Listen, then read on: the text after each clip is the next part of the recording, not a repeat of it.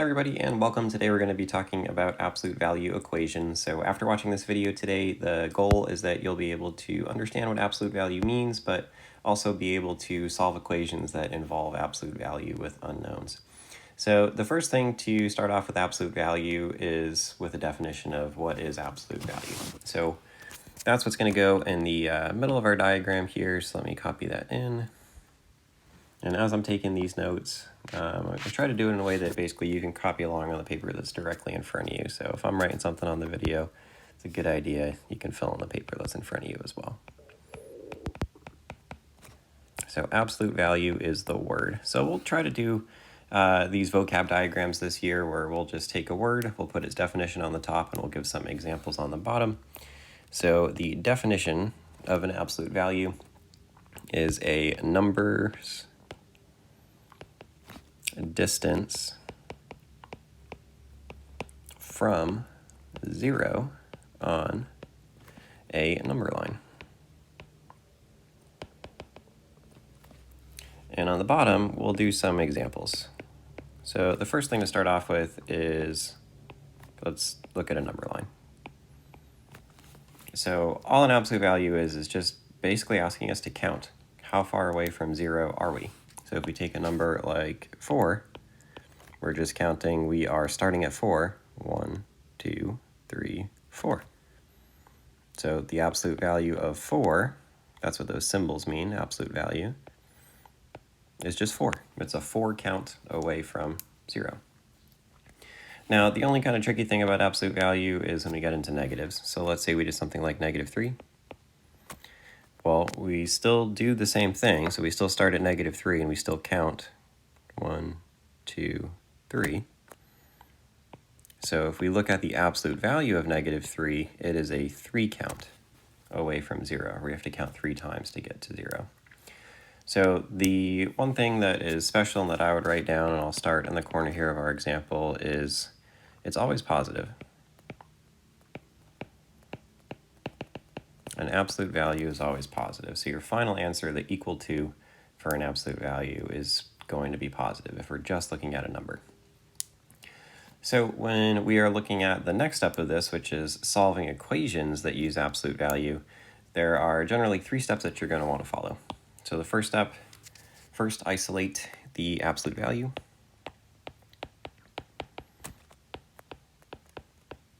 And what I mean by isolate is get it alone, get it on its own side of the equation. So I'll put that above isolate. I just mean get it alone.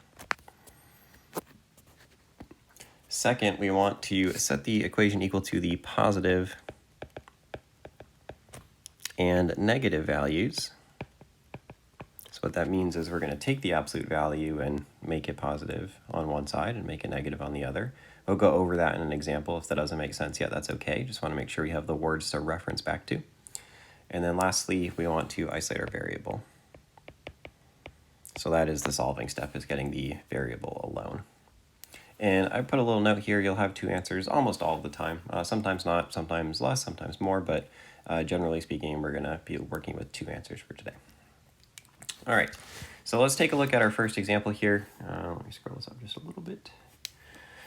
So we have the absolute value of 3x plus 2 equals to 1. So again, absolute values are here. And if we separate this out, so if we have our, basically split down the line on our equal sign, if you take a look, the absolute value is on the left side. And there, other than the absolute value, there's nothing outside of the absolute value on the left side. So if we're looking at our first step, is the absolute value alone on its own side of the equation? The answer is actually yes. So we are ready to move on to our second step. So our second step is saying, let's set the equation equal to the positive and negative values. So all that means is we take one entire side of the equation, we make it positive, we take one entire side, we make it negative. So for the positive side, I like this one. I'll put a little note here, there's no change. We just write down 3x plus 2 equals 1. We're not changing any signs. The only thing we're doing is we're just deleting the absolute value. So the positive side, that's the straightforward side. Now the negative side is a little bit tricky. So what you want to do is write out your 3x plus 2 equals 1, and you actually have a choice. You can make either the entire left side or the entire right side, in parentheses, negative. So if you want to, you can make the absolute value side, that 3x plus 2, you can multiply it by negative 1.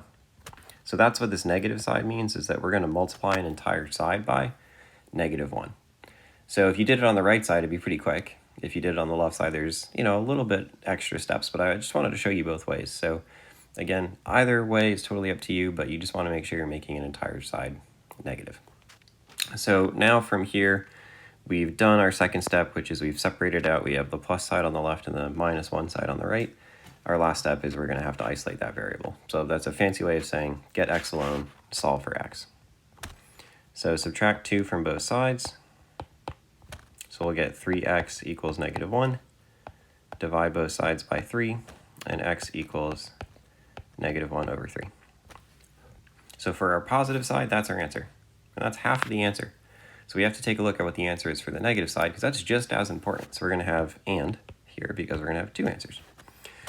So for this one, we have the negative 1 on the outside, so we can distribute it in. So I'll have negative 3x minus 2.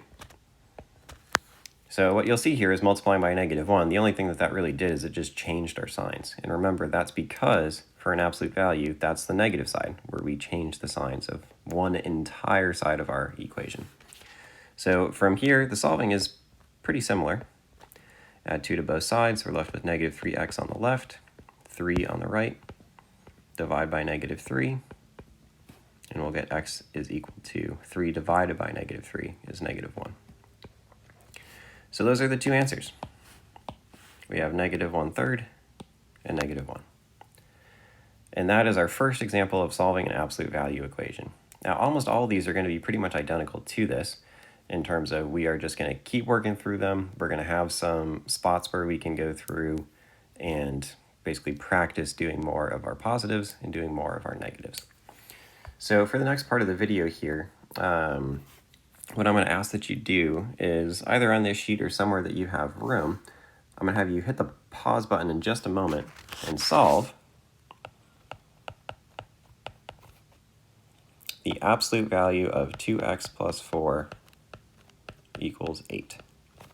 So if I did this right, there should be a prompt on the screen in just a moment, and you'll hit pause on the video, you'll solve the absolute value of 2x plus 4 equals 8, and then you'll put your answer somewhere on the video on Canvas, and then you'll be able to click continue and keep watching for the next example. All right, so hopefully that practice helped. We're going to move on to our next question now. So our next question, we're still following our same rules. So first isolate the absolute value. So if we take a look, if we're looking for just the absolute value here, what we're going to see is the absolute value of 3x plus 12, and there's more. There's a plus 7. So to follow our first rule, we have to get that absolute value alone. So the first thing we need to do here actually is move this positive 7 over. So we'll get the absolute value of 3x plus 12, and then 7 minus 7 is 0. So on the left side, we have the absolute value by itself. On the right side, we have the numbers, and we followed our first step, the absolute values alone. So our second step, we have our positive, our no change side, and then we have our multiply by minus 1 side. So we'll have 3x plus 12 equals 0, and then we'll have 3x plus 12 equals 0, but we can't forget just one side, not both sides, just one side, multiply by negative 1. So we'll solve both of these, subtract 12 from both sides, divide by 3, and we'll get x equals negative 4. So that's one of our answers. The next one, distribute in that negative 1, so minus 3x minus 12 equals 0. We will add 12 to both sides. We'll get negative 3x equals 12. Divide both sides by negative 3, and we'll actually get, again, x equals negative 4. So we have the same answer twice, and that's okay. So we really just have one answer for this one, but it's really important that we did follow through. We solved for both the positive and the negative answer. In this case, the positive and the negative answer were just the same thing. So similar to before, I'm going to have us pause the video in just a second. We're going to put question number 2 up on the top here. So I'm going to have you solve a similar one here. The absolute value of 3x plus 6 minus 12 equals 24. So hit the pause button on the video. That should prompt you in just a moment to throw up some answers on the screen. Once you have that question answered and submitted on the video, hit that play, that continue button, and we'll go over the last example on our note sheet. All right, so last example here, we are going to do exactly the same thing that we've been doing. We want to make sure that we have the absolute value alone on its own side. So if we take a look, our absolute value is this 3x minus 7. So time to move anything that's not the absolute value over. So we'll get absolute value of 3x minus 7 is equal to negative 5. And when we get to this step, we want to stop and think critically. If we go back to our definition of what is an absolute value, it's the number's distance from 0 on a number line, and that little asterisk in red, the top of our definition, says that absolute value is always positive. So we take a look down here, the absolute value of 3x minus 7, so absolute value is equal to a negative number. So a quick note here, absolute value is always positive.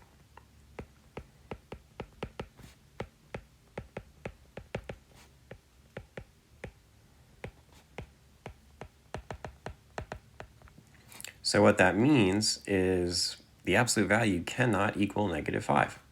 So because of that, there is no solution. There is no value for x that could possibly get us an absolute value that is negative, because absolute values just can't be negative.